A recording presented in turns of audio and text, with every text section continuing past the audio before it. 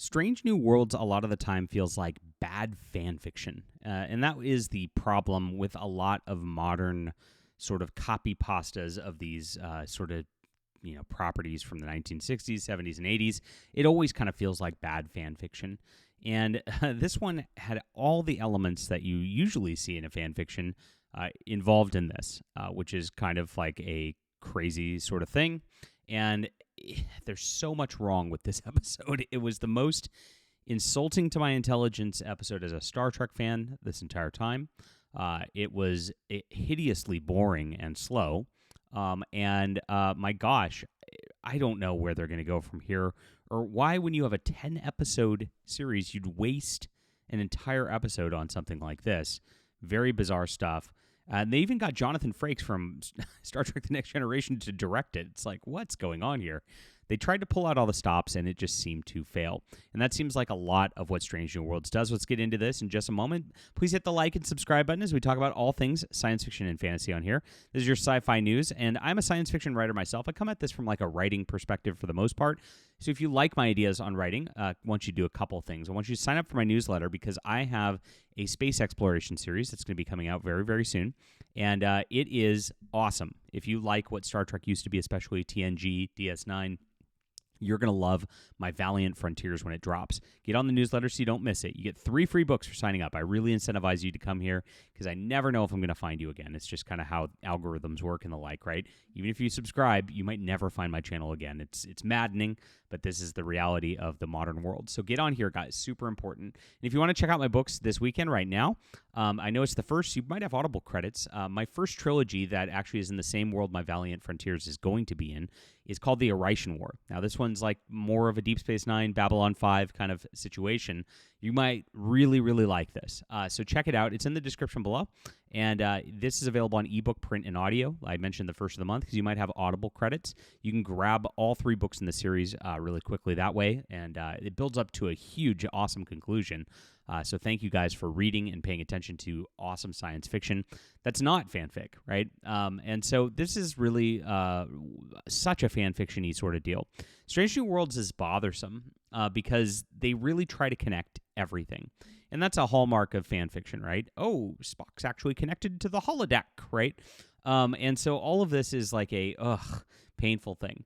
Now, they connect holodeck to recreation room because the original series had a recreation room that they talked about, and it was mostly people playing games and things like that. You had people playing the 3D chess, if you remember. And so they tried to tie that the holodeck was always in development. Now, remember, Next Generation is like 100 years later when they actually end up having the holodeck installed in their ship. They always have a lot of problems with it and the like. So this just like got stuck in development hell for like 100 years. That's, I guess, the concept of this sort of thing. I don't really buy that the holodeck was around in Strange New Worlds at this time and era. It's kind of weird that it is, and it's kind of weird that it gets referenced, before the original series, which then drops it and lowers its technology back. This is just a problem you have with prequels. Of course, the technology in real life has gotten so far above what the 1960s was that the futuristic sci-fi tech actually seems dated by today's sort of deals, and that hurts a property. And this is why you just don't do prequels.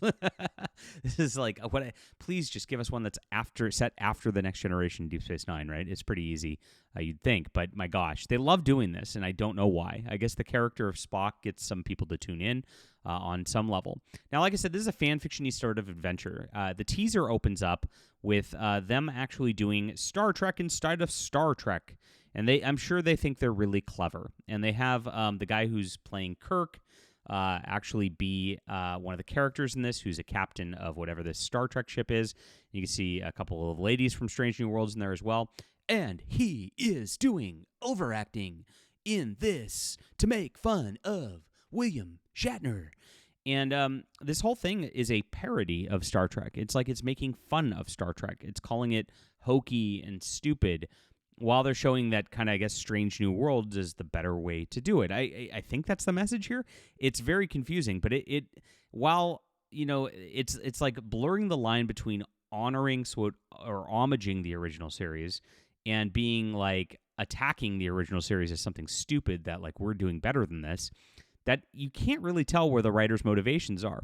And I've noticed this kind of like as a trend of like, modern film and things like that. You look at like the Rings of Power people, they don't want to like really homage and reference Lord of the Rings. Like they don't want to acknowledge that their writing is lesser than Tolkien's in a lot of ways. And as you're doing somebody else's concept and Gene Roddenberry's concept and all that, you'd have to kind of acknowledge that, Strange New Worlds is just an ape of that. And that makes them have that imposter syndrome as writers. So they feel like there's this psychological sort of thing that gets like imprinted in this where they're kind of lashing out at the original, being like, I'm just as creative or better than you. And that's what it feels like they're telling you with these scenes of this sort of thing right here. It's really hokey. It's really bad looking. And it's like, as a fan of the original series, and people who, of course, are watching Strange New Worlds always compare it to the original series because guess what? They tie in everything from the original series, so you're going to get that comparison. Like I said, the prequel idea is stupid. And so you could tell they're sensitive about this, and their messaging here is the fans are liking something worse of a product than we're delivering, and this is what we think of that product. And so as an audience member, it's kind of telling you that you're stupid for liking this better. And whether that's intentional or not, it comes across like that when they do this like this. And so it's like it feels like your intelligence is being insulted as an audience member during this. Now, eventually, this goes away after the teaser. They do a whole, intro song with actually this, showing that this is like a comedic comedy episode. And again, it just kind of takes you out of it. And the thing about Star Trek is even with the comedy episodes, like A Piece of the Action or whatever back in the day, you guys remember that episode? That's one of my favorites, actually. You still felt like it was kind of real. You still felt like it was grounded in reality. This one feels like this is a parody, and they're acknowledging that they're a TV show within the TV show. So it just doesn't feel like it's grounded in reality. And that's what makes it feel like disconnected, disjointed fan fiction right there, right? When you don't have that sort of like groundedness to it, it's all gone at that point. So then as soon as you cut back to, the holodeck and Spock and this gal here, you're kind of like, okay, I'm already thrown out of this. I've already, like, my suspension of disbelief's already gone. And so I can't take this seriously. And that's a problem for the episode, especially when you've spent the whole teaser and then the intro song before going to this. And the plot of this is basically they're testing this out to see if like long-range starship expeditions should put this on their starships so that the crew can have a relaxation sort of thing so that they can reduce their stress levels. And that's the test. And they're also testing whether a ship's components like can handle it. Naturally, it's a holodeck episode, so guess what? They open up a mystery, Dixon Hill, Sherlock Holmes, just like TNG. We've seen it multiple times, these murder mysteries within the holodeck. And then, of course, something goes wrong. And, of course, you can actually get hurt in it and even potentially die. But it all falls flat. Like, this one really, beyond others holodeck episodes, which are not generally my favorites, but it actually feels like there's no danger to it whatsoever throughout the entire episode. She does not get into a point where she's in any real serious trouble throughout the entire thing. And it's boring. While she solves this murder mystery, it's boring. Now, the other thing that's fan fiction-y about this entire setup is it sets up they've been setting up a romance between her and Spock this season after the romance between Christine Chapel and Spock last season. So now Spock's just like rolling his way through the female cast of this show like he's Captain Kirk. It doesn't feel right for the character. It's very emotionally driven. It just doesn't make a lot of sense for Spock. I get it. They're trying to say he's exploring his human side in this versus the original series as a juxtaposition. He was exploring his Vulcan side. I get what they're trying to do, but it just doesn't feel right again. It feels like fan fiction. And this episode does push the romance and develop it and eventually get into that. I'm not opposed to having romance between characters, but again, when you have an entire season devoted to the Nurse Chapel storyline, and now Spock's just rebounding with this other new chick from the show, it's like, oh gosh, who's next? Is this what Spock's going to be now? It just doesn't work out very well. As a contrast in the series, just Captain Pike and his girlfriend as a relationship, I really am enjoying. I think that's a great one. It feels natural, it feels real, and it feels much better than anything Spock's been into because it feels just forced in this. And that's part of this episode. It all feels forced. Like they're forcing the holodeck into the original series. They're forcing Spock into relationship drama that feels fan fiction-y.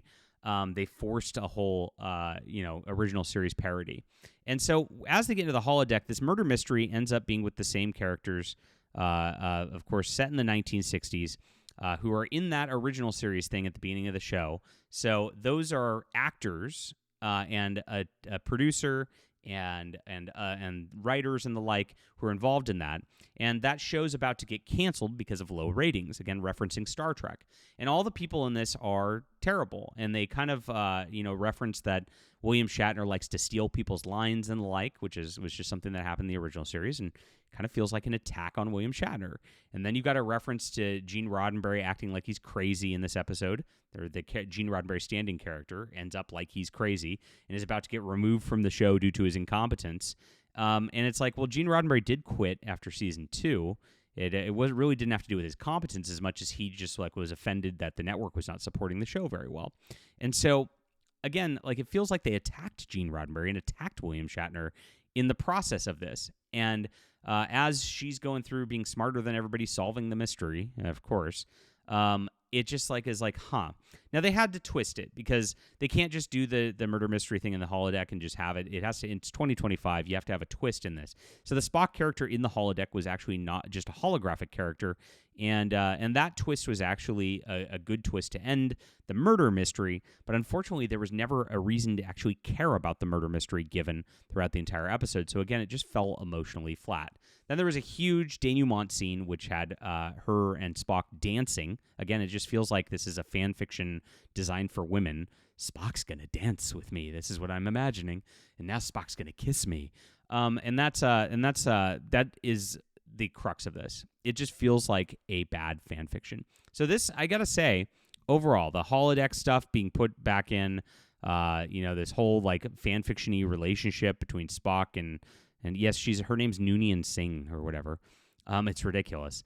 Another fan fiction-y concept, even as a name. I won't even go off on that. There's so many little incongruent continuity errors that are just painful. Again, this is just why you don't do a prequel. But it feels like they insulted the fans. It feels like they hate regular Star Trek. They have imposter syndrome because they know that they're just a copy of original Star Trek, and they want to say that they're better than it and tell you as the audience that they're better than it. And at the same time, insulting the actors and the producers of the original show in their, quote, homage. Really weird take of an episode. It fell flat. This is probably the worst episode of Strange New Worlds. I honestly prefer the singing episode, the musical one, because I know they're all the cringy stuff they're doing, because at least that one had some entertainment value. This one was just boring. All right, leave a comment down below with what you think about this. Please hit the like and subscribe button. Make sure to sign up for my newsletter if you'd like my thoughts on writing and Star Trek. You're going to love my books. I have Valiant Frontiers dropping soon. You're going to love this. Make sure to be on here. Very important. 3 free books. And also, grab The Stars Entwined. Start reading now.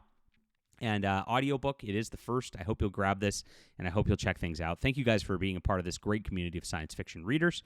We'll be back soon.